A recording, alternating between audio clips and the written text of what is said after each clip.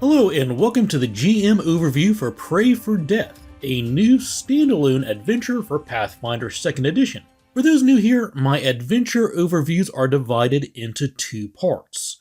In this first video, I will discuss the themes and general story of the module, but it will be objective in tone and somewhat light on spoilers, especially regarding the adventure's final act.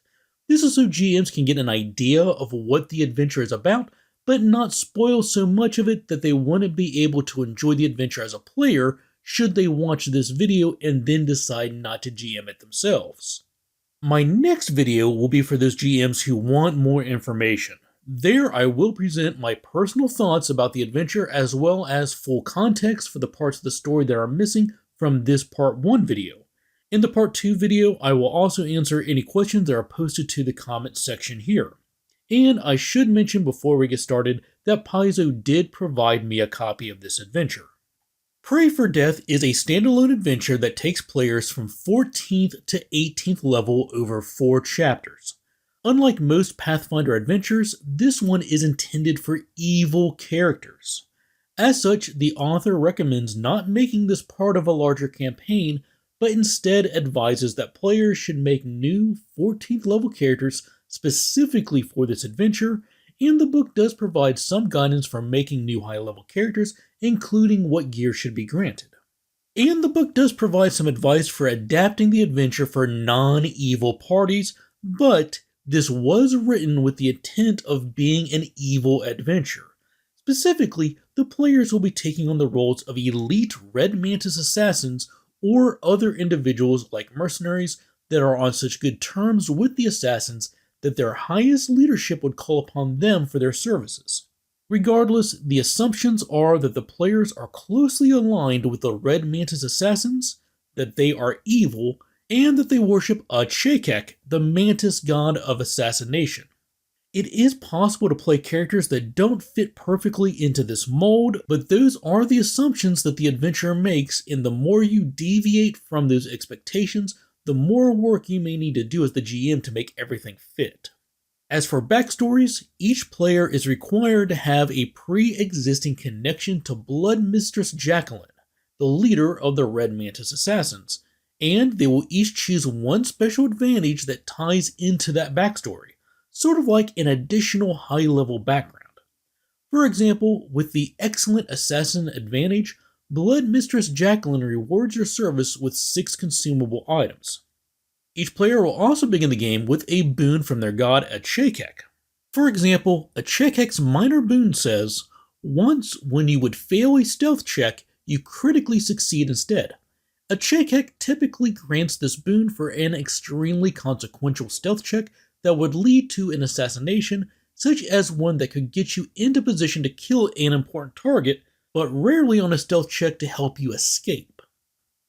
The adventure begins with a party of elite assassins celebrating their latest successful mission when they are approached with new orders. They are to assassinate a high-ranking priest of Gorham, the god of war. To accomplish this, they must travel to the icy lands of the Lenorm Kings and infiltrate the priest's stronghold. They'll be given 2 days of downtime to prepare, and the adventure also provides a number of new infiltration-focused exploration activities to aid them, such as creating forged documents, orchestrating a distraction, stealing keys, staking out the fortress, and uncovering the priest's secrets.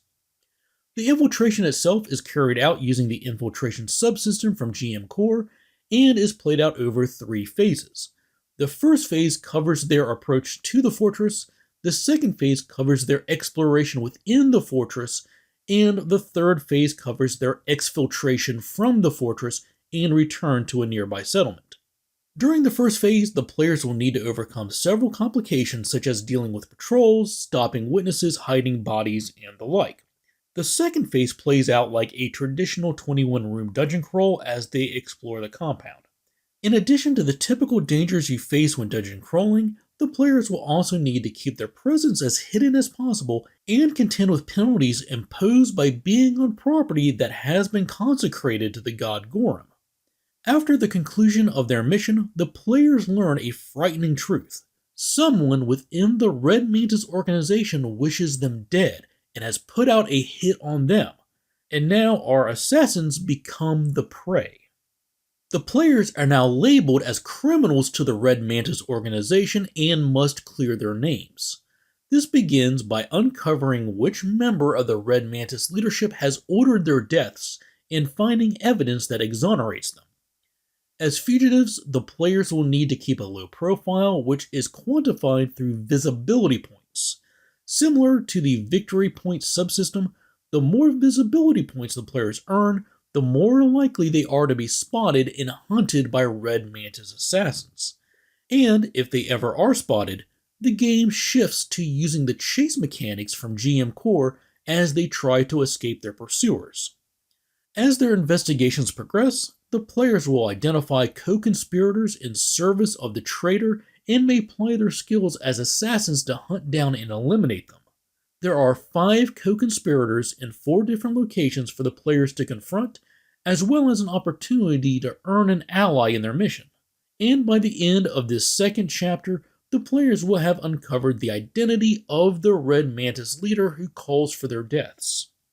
With the discovery of the conspiracy and the name of its ringleader revealed, the time has come for the players to face the Red Mantis' High Council to prove their innocence and expose the traitor amongst them. This hearing before the ruling High Council plays out as an influence encounter where the players will have a limited number of rounds to earn as many influence points as possible with the court. They achieve this by answering questions that are asked of them and making skill checks to either discover what lines of argument would appeal to the court or to try and influence them. Following this encounter, the players will have an opportunity to pursue the member of the High Council responsible for their excommunications and exact vengeance. This will take them into a grand library secured beneath the Red Mantis' headquarters and plays out as a 14-room dungeon crawl where they will need to face a series of trials to prove their faith, as well as other Red Mantis assassins who are still loyal to their traitorous enemy. The players will also uncover the truth of one of the council members' rise to power, and the chapter concludes with the players entering a magic portal to a very far off and unusual place to pursue their prey. And that's where I will pause for this video. As mentioned at the beginning, I never give details about an adventure's conclusion in the Part 1 video. But if you've watched this and decided that you would like to GM Pray for Death, then keep an eye out for my Part 2 video where I will go over all the spoiler material. So there you have it, a very brief overview of the events found in Pray for Death for prospective GMs. I will be following up this video with another video that shares my personal opinion of the campaign, so be sure to share any questions you have in the comments, and I'll try to address as many of those as I can. Just keep in mind that I have not played this adventure, I've only read through it, so I may not be able to answer some things such as encounter balance. And as always, I want to take a moment to thank everyone who supports me, whether that's by clicking the like button, subscribing to the Patreon, or subscribing to this channel. Thank you for all of your support, and with that, thanks for watching, take care, and happy gaming.